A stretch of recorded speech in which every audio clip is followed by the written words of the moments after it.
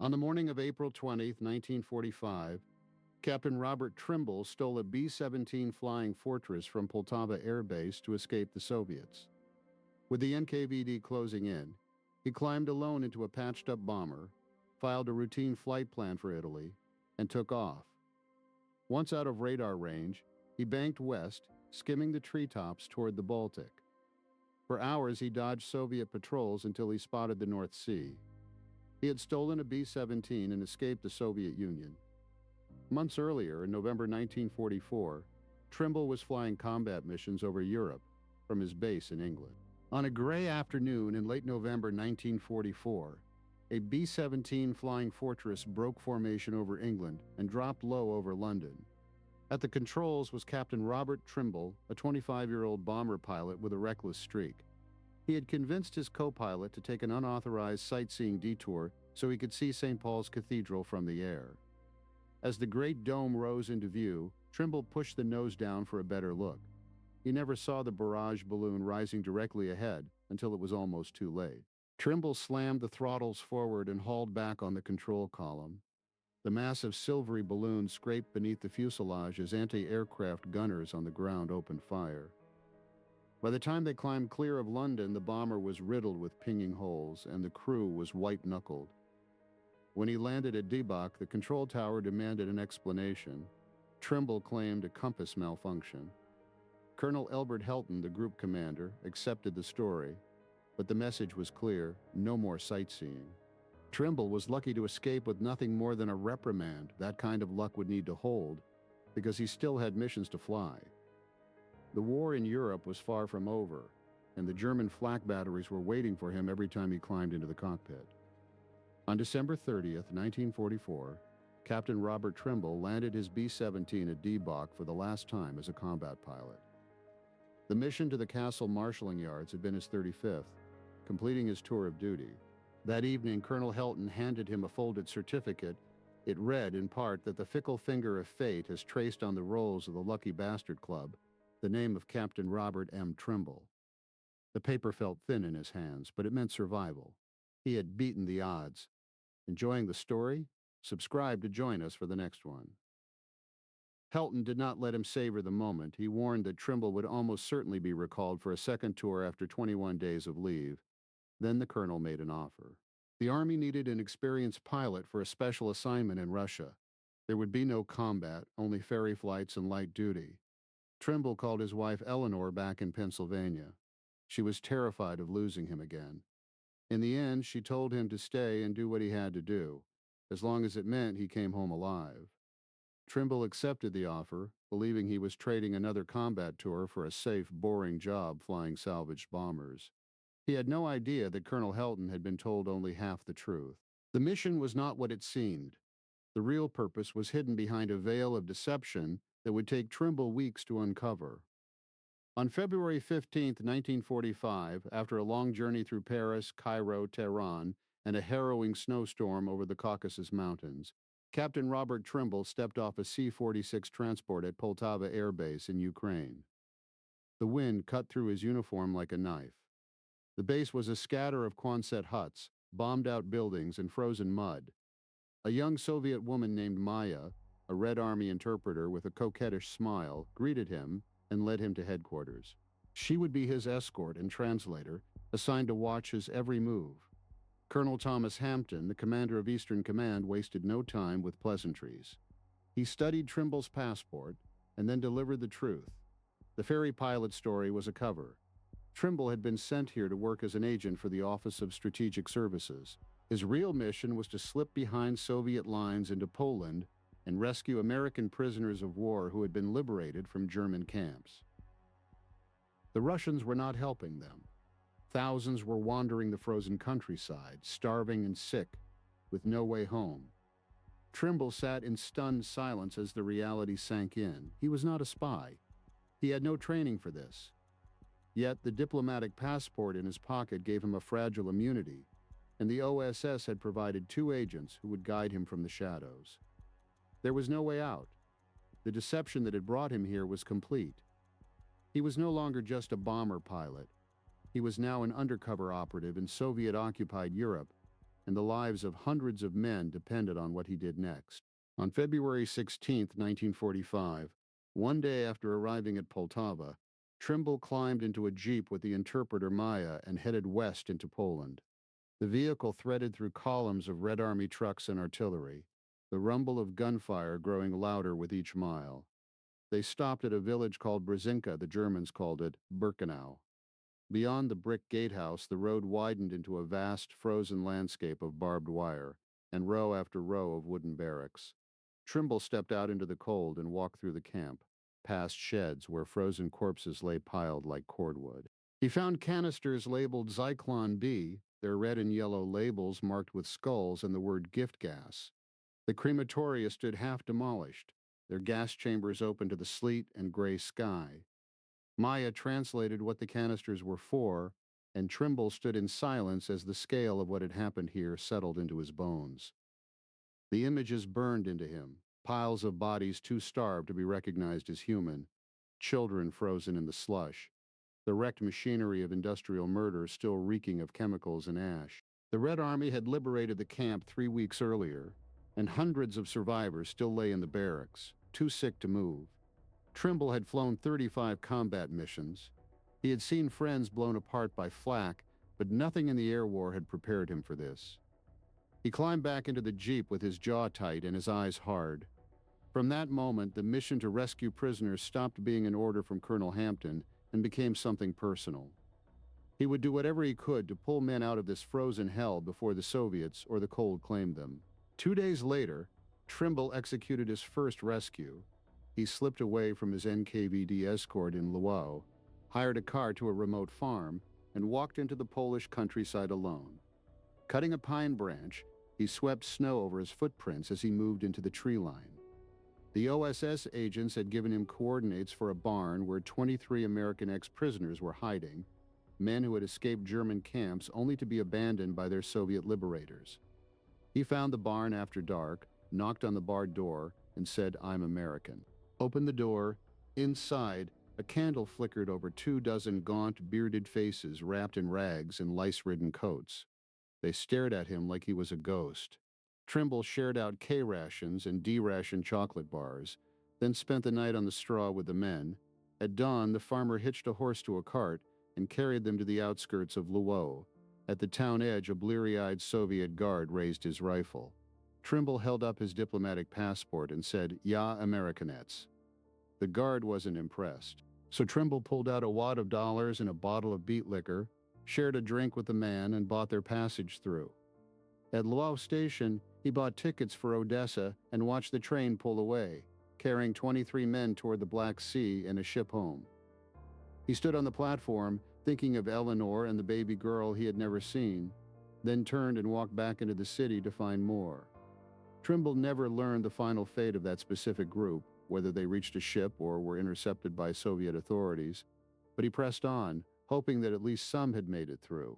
On February 22nd, Trimble was diverted to a crash site near Stasio, where a B-17 from the 96 bomb group had gone down 4 days earlier. Lieutenant Arnold Tillman and his crew had brought the crippled fortress in with 2 dead engines, and a third failing, smashing through treetops before skidding to a halt in a ditch. Trimble found them billeted at a Polish farm, clean-shaven, cheerful, and astonished to see an American officer. The farm was run by a family whose son, Tadeusz, had been a Polish fighter pilot in England. They had not heard from him in 3 years. The young daughter pressed a letter into Tillman's hand, pleading with him to deliver it to her brother. She gave them a photograph, a boy with a grin like sunshine wearing Polish flying gear. The Russians had fed the crew and guarded them, and a Soviet captain with the Order of the Red Star on his tunic signed a photograph inscribed, "A token in remembrance for friends in fight against German Nazis." But the family's farewell was the one that stayed with Trimble. They embraced the Americans, their eyes wet with hope that their boy would hear from them at last. Before leaving, Trimble gave the crew a per diem and rations, pointed them toward a waiting C-47 at Orzezo, and watched them head for Lwów. That night, one of Tillman's men called him the fighting bastard of the Ukraine. The name stuck. Trimble emerged from his snow burrow near Krakow at dawn, his breath freezing in the bitter air. He had trekked through the forest to find a group of 50 refugees, but among them were women and children from a nearby concentration camp, their eyes hollow with exhaustion. One woman sat motionless on the frozen ground, a bundle of rags beside her. Inside was an infant, barely alive. Trimble unwrapped the filthy blanket and wound his own woolen muffler around the tiny body, tucking her inside his parka against his chest. The baby Kasia opened her eyes briefly, offering a ghost of a smile before closing them again. Her mother had no milk left and had lost the will to live. By morning, Kasia had not survived the night. Trimble wrapped her still in his muffler and laid her to rest in a shallow grave by the roadside, marking the spot with a small cairn of stones. He had saved dozens of souls in Krakow, but this one loss cut deeper than any he had felt since arriving in Poland. Back at Stasio, the salvage work on the B-17 dragged on through late February under the watchful eye of the NKVD interpreter Maya, who had accompanied the repair team. On the night of February 23rd, as Trimble and his crew bedded down in the C-47, a distant rumble grew into the thunder of hooves. 24 Cossack horsemen circled the aircraft, firing their rifles into the fuselage. Trimble scrambled for his sidearm as bullets pinged through the thin metal skin, acutely aware of the 8 barrels of high-octane fuel beneath him. One of the crew waved a white rag from the cargo door, and the firing stopped. A huge bearded Cossack dismounted and approached, gripping a jug of liquor, and Trimble realized the intruders were drunk, not hostile. They were celebrating. What followed was an improbable all-night party around a campfire, with Cossack music, squat-kicking folk dances, and endless rounds of homemade liquor. By dawn, the bearded leader, whom Trimble had mentally dubbed Genghis, embraced him like a brother and swore his men would guard the stranded bomber. When Trimble woke face down in the snow, the Cossacks were gone, but they had kept their word throughout the night. Trimble drew his .45 caliber pistol from its holster and leveled it at the colonel's gut, his finger resting on the trigger guard. The weight of the Colt felt solid and final in his hand. "I'm not going anywhere with you," he said, his voice flat and hard. The colonel's eyes widened in fury and disbelief, but he backed down, shouting threats about reporting the incident to Moscow as he climbed back into his jeep. At dawn the next morning, with the lightest possible crew and the B-17 stripped of every removable component, Trimble locked the brakes and ran the damaged engines up to full power. The bent propeller shaft sent a shudder through the airframe as he released the brakes, and the bomber lurched forward down the 1,000-foot snowy slope. The wheels hit the frozen stream bank at the field's edge, bouncing the fortress into the air just as the trees loomed ahead, and she clawed for altitude, climbing toward Lwów. Captain Trimble set the battered B-17 down at the airfield in Lwów, refueled, and flew on to Poltava the following day, touching down on the pierced steel planking and climbing out stiff and exhausted. The gamble had worked. The damaged bomber was safe, and he was back inside the wire of Eastern Command. Within days, Trimble flew back to Lwów on a Russian transport, the NKVD watching his movements more closely than before. He made contact with the OSS agents through the coded phone line and confirmed the location. The French women had found shelter in a cluster of destroyed farm buildings about 10 miles east of Lwów, near the main railway line that ran toward Odessa. There was an empty train scheduled to pass through the region in 3 days, heading south. Trimble managed to bribe the Soviet station master, using his diplomatic passport as a cover of authority and a thick wad of dollars as the final incentive. The train would make an unscheduled stop at a forest clearing where there was no station, no platform, nothing but a mile-long stretch of track bordered by pines. The women would have to be there when it came. One of the women, a young French woman named Isabelle, took charge of the group and led them into the forest on the night of March 25th. They had survived the camps, the forced marches, and the chaos of liberation. Now they had one chance.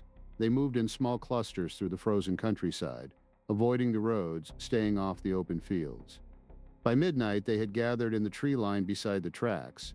The temperature dropped below zero. There was no fire, no shelter, only the darkness and the distant rumble of artillery far to the west. Isabel posted lookouts down the line and kept the women huddled together, sharing what little warmth their bodies still held. As the hours passed and the train did not come, hope began to fray. Some of the younger women wept silently.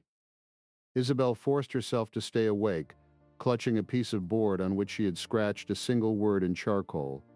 Dawn came cold and gray. The train was hours overdue. Isabel, shivering and exhausted, wondered if the American had failed or if the Russians had stopped him. She had believed in him when she met him in Luo, a quiet captain with steady eyes who promised to get them home. But belief could only carry a person so far. Then, just as the morning began to fade toward noon, she heard it. A faint whistle in the distance, carried on the wind. She tensed and listened again. There was no mistaking it. She scrambled to her feet, stumbled down the slope to the railbed, and stood in the center of the tracks. Holding the sign high above her head, she waited. The locomotive rounded the bend, smoke streaming from its stack, and bore down on her. She did not move. The train ground to a halt with a long hiss of steam and a squeal of brakes. The women streamed out of the forest, carrying what few belongings they had. Trimble watched from the station in Luo as the train departed, the last of the women safely aboard, heading south toward Odessa and home. Back at Poltava, word arrived that Isabel and the others had reached Odessa and were eventually repatriated to France. But Trimble knew the NKVD would not forget his interference at the station. Colonel Hampton met him with grim news. The two OSS agents who had been guiding him from the shadows had gone silent. Their coded messages stopped arriving, and the phone line in Luo rang dead. Trimble waited, hoping they had simply gone to ground. But the silence stretched into days. On April 10th, word reached Moscow through diplomatic channels. The two OSS agents had been tracked down by the NKVD in a safe house near Lublin. They were arrested without warning and transported east. The American embassy made inquiries, but the Soviet authorities denied any knowledge. Weeks later, a captured NKVD file confirmed what Hampton and Trimble had already feared. Both men had been executed at Lubyanka prison in Moscow, their bodies disposed of in unmarked graves. Trimble took the news hard. These were the men who had trained him, who had fed him intelligence from the shadows, who had made his rescue missions possible. Now they were gone, killed by the same state whose hospitality he was forced to accept. The death of the agents marked the end of his covert network. He was alone now, with no one left to guide him or warn him when the Soviets finally decided to close their trap. On April 10th, the order arrived. Trimble was directed to report to Moscow for what was described as a routine administrative debrief. Colonel Hampton read the message and looked up with a cold expression.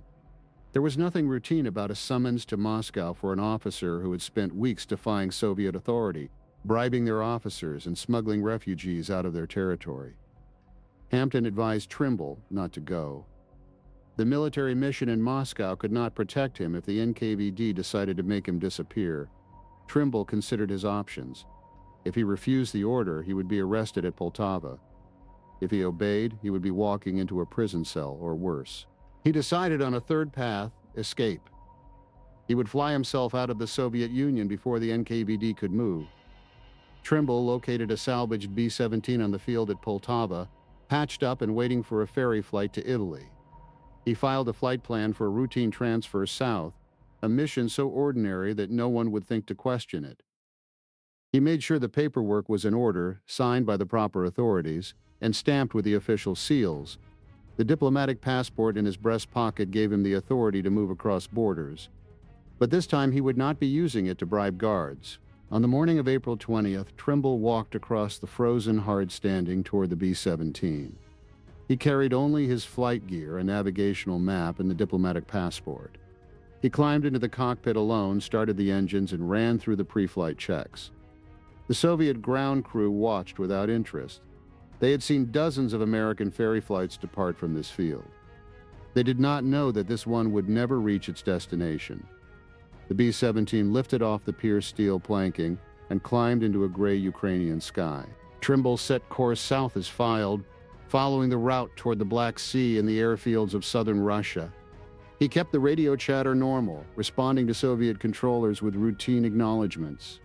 For 2 hours he held the course, letting the NKVD watchers at Poltava believe their American captain was on his way to Italy.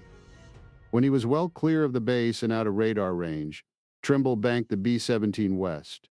He dropped altitude to treetop level, skimming the frozen landscape.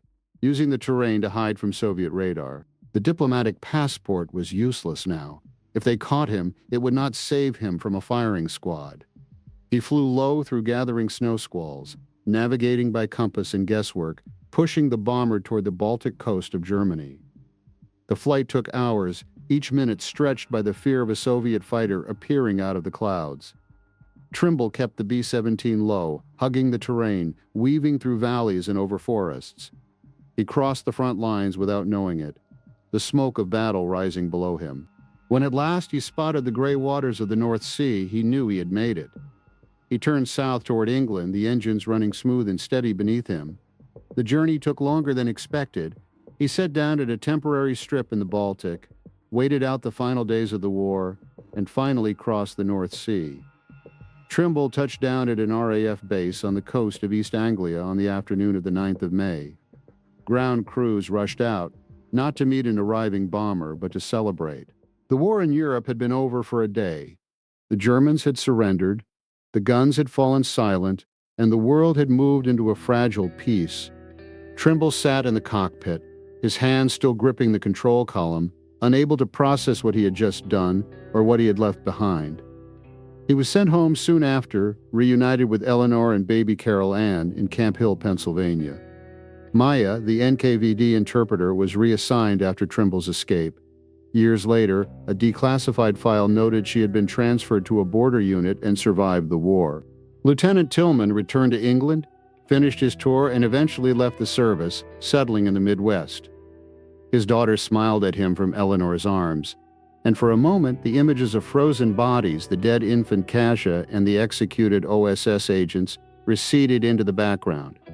But they never fully disappeared.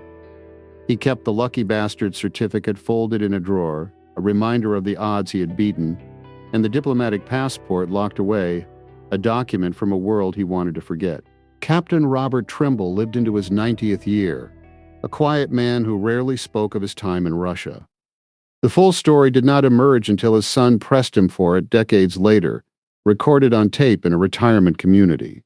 Those recordings reveal a young bomber pilot who, beyond the call of duty, risked everything to bring hundreds of lost souls home, and who carried the weight of those he could not save for the rest of his life. The fighting bastard of the Ukraine finally told his story, and the world listened. If you have any personal stories, family memories, or historical anecdotes from the Second World War or the early days of the Cold War, we would love to hear them in the comments below. Please take a moment to subscribe to the channel and give this video a like to support our future historical documentaries. Thank you for listening and for keeping these stories alive.